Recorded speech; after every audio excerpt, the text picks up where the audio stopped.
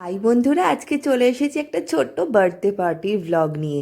আর আজকে কার বার্থডে ছিল কালকে জানো? সেটা হচ্ছে আমার একটা ছোট্ট স্টুডেন্ট দুষ্টুর। তোমরা সকলেই জানো আমার একটা ছোট্ট নাচের স্কুল আছে, আর সেখানকার ছোটদের মধ্যে সবচেয়ে প্রথম স্টুডেন্ট ছিল দুষ্টু।